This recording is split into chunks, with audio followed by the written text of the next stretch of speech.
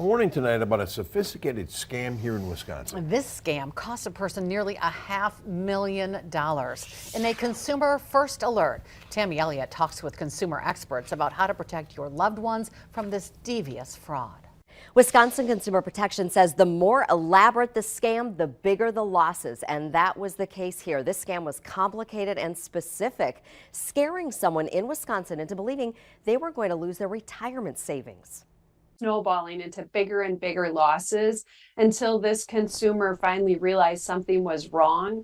And they lost nearly $500,000 in the scheme involving government imposters, a fake non-disclosure agreement or an NDA, and the purchase of several boxes of gold bars.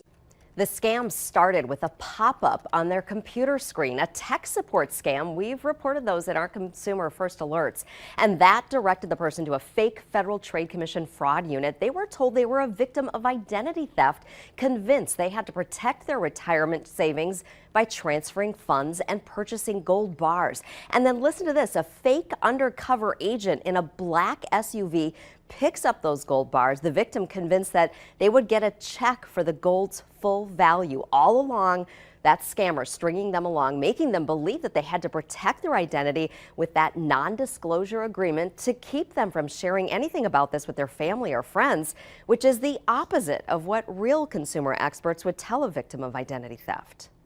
Talk with people before taking actions. Don't keep things a secret, especially when it involves a lot of money, your identity. Talk to your trusted friends and family. Sit down with face to face as opposed to somebody from a pop-up.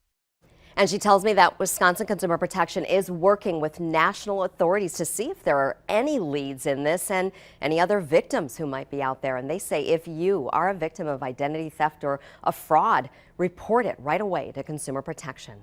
Tammy Elliott, Action 2 News.